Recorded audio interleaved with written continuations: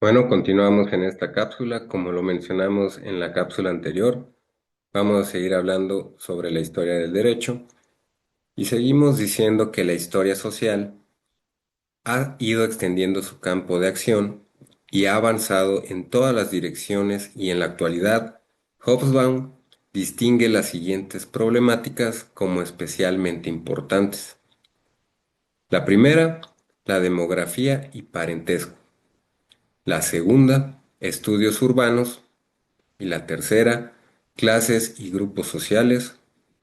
La cuarta, historia de las mentalidades, conciencia, una conciencia colectiva o cultura en el sentido antropológico. La quinta, transformación de sociedades. Y la sexta, movimientos sociales y protesta social. Aunque de la mayor parte de estos fenómenos están vinculados al derecho, podría pensarse que en relación con la historia del derecho, de entre ellos no todos son igualmente significativos. Los que llaman más la atención del historiador del derecho son, en primer lugar, el derecho visto desde la perspectiva de los juristas y la profesión jurídica, lo que se vincula, por un lado, a las clases y grupos sociales y por el otro, a la historia de las mentalidades. Otro asunto significativo es el impacto de los movimientos sociales en el derecho, entendidos como el resultado de la fractura del orden legal a través de la rebelión, la revolución o el tiranicidio. También el tema de la transformación de las sociedades, sin revolución, y estaría incluido entre los temas a estudiar por la historia social del derecho. A pesar de su importancia, no son los únicos temas que ha de estudiar el historiador del derecho. Ya habíamos mencionado que hay diversos enfoques, y algunos de los cuales se abordan desde mucho tiempo antes de que surgiera la preocupación por el estudio de la historia social. En este orden de ideas hay que recordar que hay propuestas para todos los gustos y para todas las necesidades también. También podemos decir, ya recuperando la propuesta que mencionamos anteriormente de Adomeit sobre las instancias en las que se refleja el derecho, tendríamos un primer grupo constituido por el derecho legislado, el derecho de los juristas, el derecho judicial y el derecho popular, que estudiados en perspectiva histórica serían objeto de conocimiento de la historia del derecho. Pero estas instancias repercuten en el mundo social de diversa manera. Y esto generando instituciones, ideas jurídicas, cuerpos jurídicos, convicciones sobre la justicia, sistemas jurídicos, etc. En este orden de ideas, para no dejar por aparte, sin un catálogo mínimo de temas que se pueden abordar, podríamos mencionar por lo menos los siguientes. En relación con las instituciones jurídicas, los temas son muy numerosos. Sin pretensión de agotar las posibilidades, se pueden señalar o podemos mencionar algunos ejemplos como es la familia, el estupro o el mutuo con interés. Y por el otro, los parlamentos, las cortes, la magistratura, la universidad, el consulado, etc.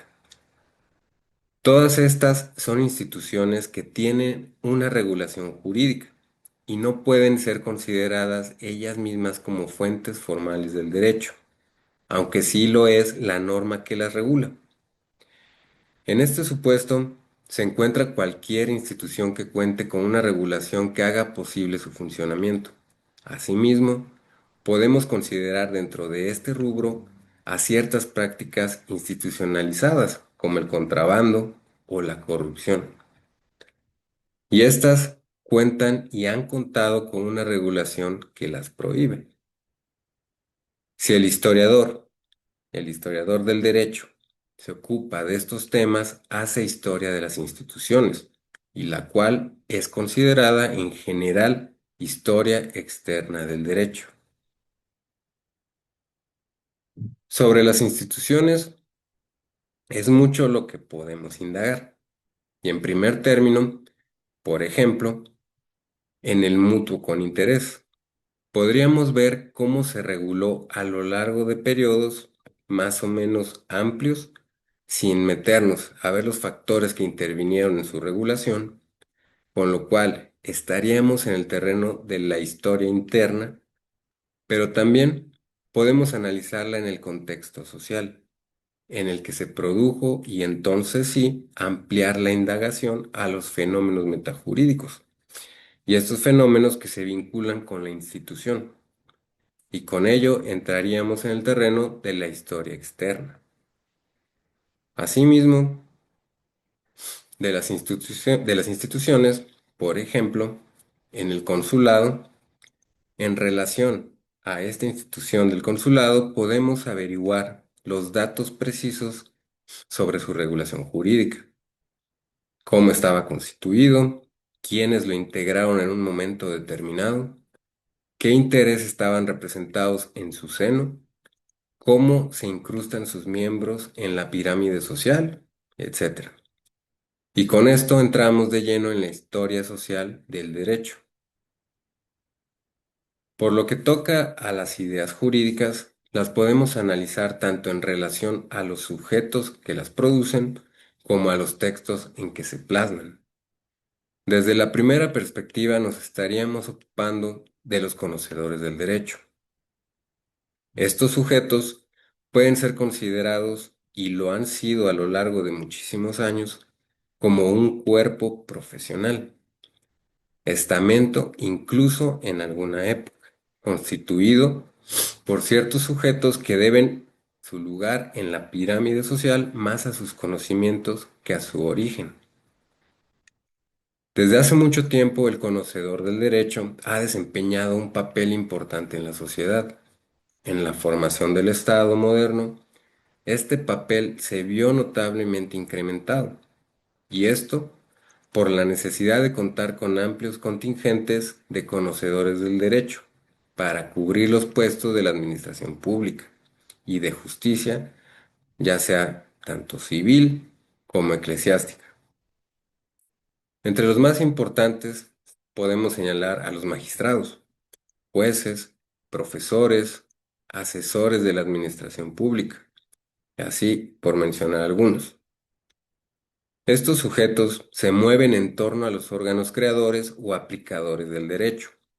Forman, pues, parte del objeto de conocimiento de la historia del derecho, desde diversas perspectivas, porque han sido, como señala Coing, los generadores y transmisores del pensamiento jurídico en general y de las ideas jurídicas de una época, lo que se refleja en el lenguaje técnico que utilizan, en los argumentos que expresan, en los conceptos jurídicos que plasman en los formularios, etc.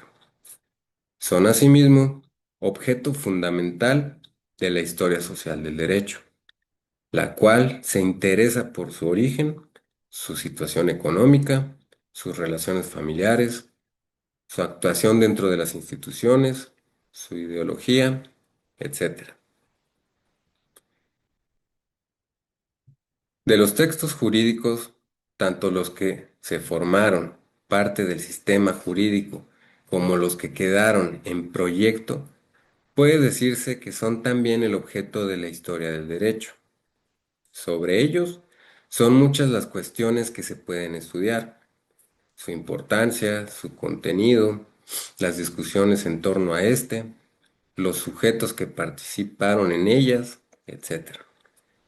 De los promulgados cabe preguntarse sobre su eficacia, sin perder de vista que es hasta la época moderna cuando el Estado exigió el cumplimiento del derecho dictado por los órganos de creación del derecho. Es también importante averiguar cuáles ordenamientos no se cumplieron y avanzar hipótesis. Y estas hipótesis sustentadas en los hechos derivados de las condiciones sociales, políticas o económicas, sobre las causas por las que no se cumplieron o cumpliéndose tuvieran consecuencias no previstas. Es posible hacer una distinción entre los que podríamos llamar cuerpos jurídicos, y esto es, los textos que en algún momento formaron parte de algún proceso que aspirara a integrarlos al orden jurídico, y los que podríamos llamar simplemente literatura jurídica. Entre los primeros podrían incluirse tanto los que constituyeron simplemente un proyecto de ordenamiento, como los que fueron debidamente sancionados por por los órganos correspondientes. De acuerdo a la época de la que se trató o de la que se trate. Entre los segundos podría incluirse casi cualquier escrito sobre derecho, incluida la doctrina jurídica, y en ambos encontramos la fuente de las ideas jurídicas. Un tema capital en relación a los cuerpos jurídicos es la composición de los órganos encargados de elaborarlos y promulgarlos. Y en este sentido se puede averiguar quiénes son los diputados, su origen, sus intereses, etc. Ahora, como hemos visto, en la investigación sobre el fenómeno jurídico se puede ir de historia interna a la externa y entrar en el terreno de la historia social. En buena medida el objeto que se estudia es determinar el método con el que se ha de estudiar. Por esto, la historia del derecho es una disciplina cuyo objeto de conocimiento es muy amplio y cuyos métodos de trabajo pueden ser muy variados. Para comprender su amplitud, hay que pensar en que abarca por lo menos dos grandes ramas. Uno sería la historia universal del derecho y la historia de los derechos nacionales. Una no excluye a la otra, porque las relaciones entre los sistemas jurídicos han sido una constante histórica desde muy viejo, muy antiguo, muchos años. Y de hecho, un fenómeno propio de la historia de algún derecho nacional solo puede ser estudiado teniendo a la vista los fenómenos de la historia universal del derecho con los cuales se vincula y en relación a los cuales puede presentar ciertas especificidades. Y estas deben ser explicadas por el historiador del derecho. Esas especificidades solo pueden ser comprendidas si se tienen a la vista los fenómenos generales y se conocen todos los elementos locales que las hacen posibles. En este sentido, influyen las peculiaridades de la historia. Y estas peculiaridades nacionales, como si no tomándolas en cuenta se puede explicar que en un país de mayoría católica no haya sido reconocida por más de 75 años la personalidad jurídica de las iglesias, y entre ellas la de este signo, que es el caso de la Constitución mexicana entre 1917 y 1992. Hasta aquí vamos a dejar esta parte de la historia del derecho. Vamos a seguir todavía hablando un poco más sobre las fuentes de la historia del derecho, métodos, y vamos a seguir hablando de eso todavía en la siguiente cápsula.